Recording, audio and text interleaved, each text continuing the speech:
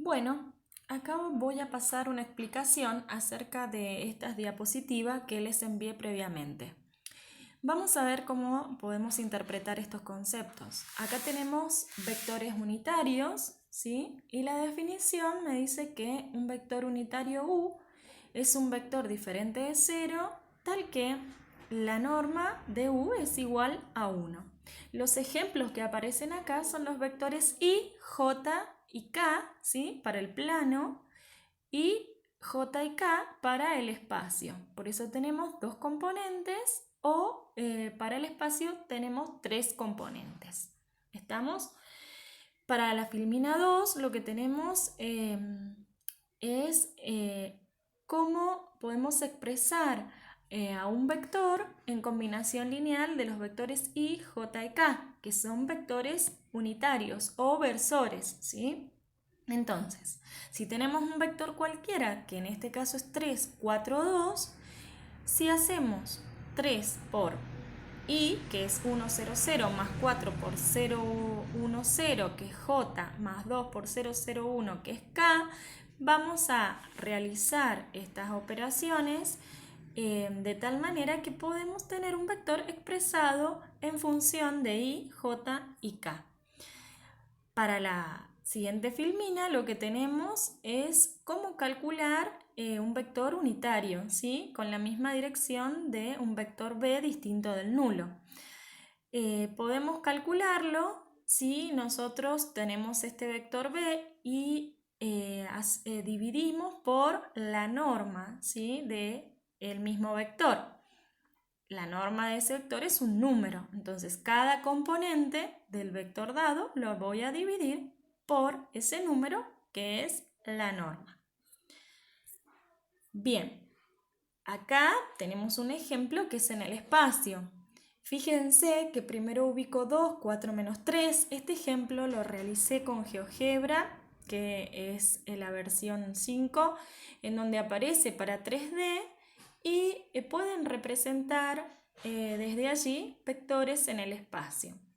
Entonces, tenemos el vector 2, 4 menos 3 y hemos calculado el vector unitario, que es el que aparece en negro, ¿sí? Si lo pueden observar. Bien, y acá en esta filmina podemos ver lo que es la dirección de un vector en el espacio, que ya no lo vamos a calcular como en el plano, que lo hacíamos con un ángulo θ para el plano.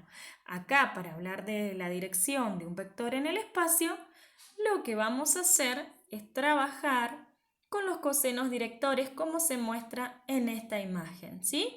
Para el coseno de alfa, el coseno de beta y el coseno de gamma, que alfa, beta y gamma, ¿sí? Son los ángulos respectivos, ¿sí? Con respecto al eje X o al eje Y o al eje Z positivo, siempre que están marcados ahí, en rojo, en morado y en verde. Esos son los ángulos directores. En la siguiente filmina me muestra cómo calcular el coseno de esos ángulos directores, que se puede observar que para el vector la norma, ¿sí? sería la hipotenusa de cada triángulo que queda determinado, ¿sí? Les pido que puedan observar bien la figura anterior. Acá les presenté un video que lo podrán ver con un ejemplo para cómo calcular esos cosenos. Y acá tenemos la definición de ángulos entre dos vectores, que para el ángulo entre dos vectores le vamos a llamar φ, ¿sí? Que es un ángulo positivo que va a estar en el intervalo 0, pi. Fíjense, observen la figura, ¿está? ¿Y cómo vamos a calcular este ángulo φ?